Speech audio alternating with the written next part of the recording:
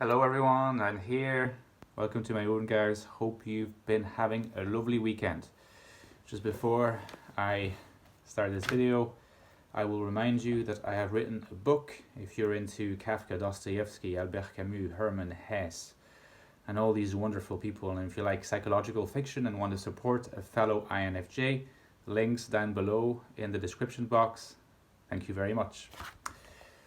I managed, this little introductory promotion in, more and more quickly, which I think is good. But anyway, so I wanted to jump straight into the topic.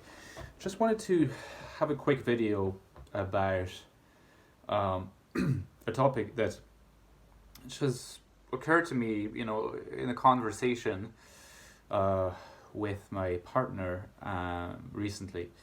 And it's a conversation about, it was a conversation about INFJs in, in fact, not just in fiction. It was a conversation about identifying with INFJs, whether they be public figures, whether they be historical figures, or whether they be fictional figures.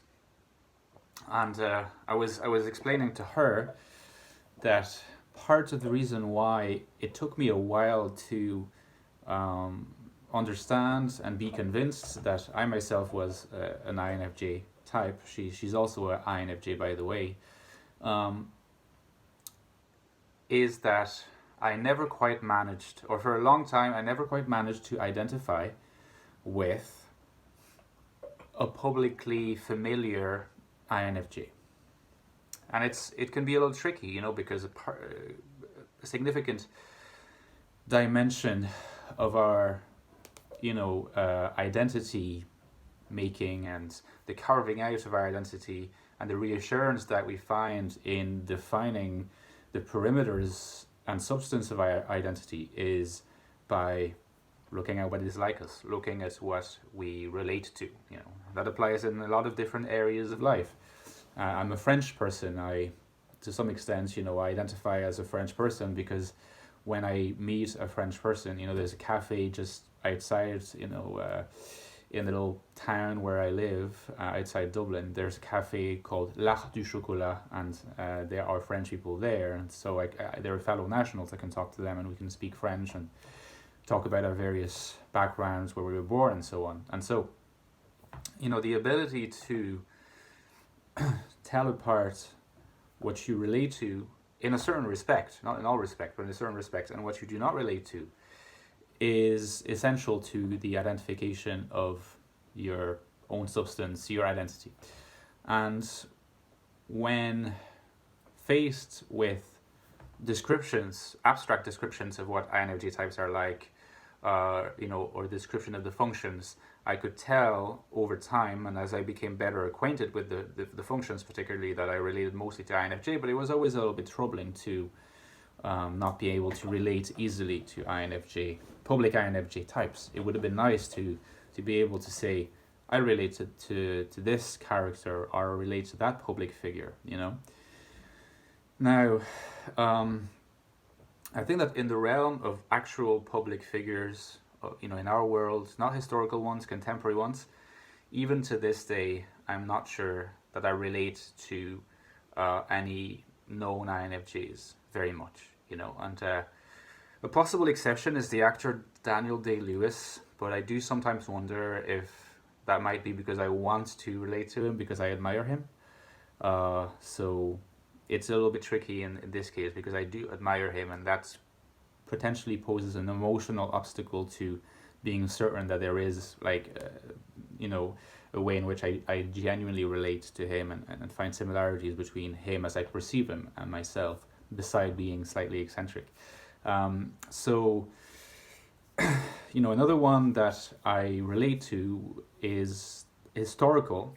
Thomas Jefferson, the President of the United States. I did my PhD on him for the most part, and I really identify with what I see written about him, and even the way in which he writes his own works. But it's a bit complicated because I cannot see him act like in the flesh on screen. I cannot see his facial expressions. I cannot see his demeanor. I can only read about it. So that's that was always a kind of indirect identification, so not ideal. And for a long time, I thought that he was seen as an INTJ, or an INTP even in some respects. But when I was chatting to my partner, I realized something, and I think that this is an interesting observation to share with you, because there might be people among you who feel slightly similar, maybe. Like maybe some of you do relate to public INFJs, maybe some of you don't, and you've experienced the same sort of issues, if you could call them issues, in kind of like pinning down and confirming once and for all that you're comfortable in identifying as an INFJ type. But this applies really across all types. What I came to realize that in fiction particularly, whether it be in film, in TV shows, or in anime, because as some of you know, I'm a fan of anime, there are a lot of INFJs. You'll find all the types. You'll find a lot of INTJs, you'll find a lot of INFJs, you'll find a lot of INTPs, ENTPs, and so on. And what I came to realize is that part of why it's not necessarily easy to identify with those types is that they are often kind of archetypal types. I'm not necessarily saying they're stereotypical, I don't want to go that far, but archetypal, in the sense that I think from the point of view of the people who write these shows or these animes, they often, except if they're going for something very complex, which can go against how enjoyable the shows are and entertaining they are for the broader population, so that there can be a conflict there. I think from the point of view of the writers, they're trying to aim for characters that are very easily recognizable as of a certain type. Of course, they don't reason in terms of MBTI type. Maybe some of them do, but I told you that I kind of did that a little bit with in my own book. But I think that's, if they are going to create a character that is of an INFJ tendency, they're not likely to come up with a character that has a lot of very complicated and mixed layers that suggest that in some way the INFJ is a little bit like an INTP, or the NTP is a little bit like an INFJ, or whatever, And I think that partly explains why in fiction and in anime, a lot of the INFJs that I come across are either type 1 or type 2. It seems to be what the archetypes are for the INFJ in fiction. There are exceptions. There are INFJ type 4, there are INFJ type 5, type 9 I'm sure, but there's a lot of type 1s and a lot of type 2s. I don't know if you've noticed that. And I understandably cannot relate completely to those INFJs, because I'm not a type 1 or a type 2. I'm a type 5 or a type 4. That's what I know. But usually, a lot of the time, the type 4 tend to be INFP, ISFP, ENFP, and the type 5s tend to be INTJ, INSTP, INTP. And so to actually encounter a real INFJ type 5 in fiction is not that easy. And they don't, because these types tend to be a little bit more on the eccentric side of the INFJs, sometimes a little bit goofy. And that's very much my case, but I don't see that. I don't see that in fiction very often. I'd often encounter, like Lisa Simpson, seems like an INFJ type 1, or an Akane Tsunemori, for those who watch Psychopaths, INFJ type 1 as well. And there's a lot of INFJ type 2 as well, but where are the INFJ type 5? I don't know. They're not common. Often, again, like I said, they will be INTP, ISTP, because those types are more often 5s, in the same way that INFJs are more often 1 and 2, perhaps. I think maybe not as often as people think, but these seem to be categories that they easily fit in fiction.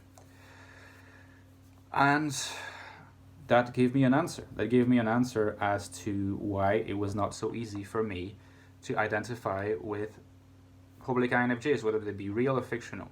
I think it's because I don't really fit the archetype. I'm a little bit outside of the archetype, I'm probably somewhere between INFJ, INFP, and INTP, And I think that explains it, and I think that if you're in a similar position, it's quite likely that you will also not often find INFJs, public INFJs that you relate to, and the same reasoning can be applied to INTPs, INTJs, and all the other types. And so that was for my little observation. And it's only really in a show called Twin Peaks that some of you might have seen, an old show by David Lynch, where there was a third season released a few years ago. I recommend it to you, it's fantastic. And there is a character, Dale Cooper, who's the main character, who is an INFJ type 5. And I relate to him a lot, and I always related to him. When I came across the fact that he was INFJ type 5, or seen as that, it really clicked for me. I was like, that's why I identify with him. It's because he has that kind of quirkiness, that kind of eccentricity. He's capable of being kind of serious in his work. As soon as he's kind of outside his work or taking a break, the eccentricity comes back to the foreground. And that's because Lynch created this fantastically layered and complex character that does not really fits any particular archetype. And so when you have that kind of amazing writing, you can get characters that closely resemble what people really are like. They, stand at the crossroads between different types, really. They have a tendency towards one type that dominates the others, but really they are a mix. And it's not every show that is capable of retranscribing that complexity. All right, let me know what you think of this, and if you ever felt the same way. I'd be curious to hear your comments. All right, see you guys. Enjoy the rest of your Sunday. I hope it's sunny where you are. Ciao.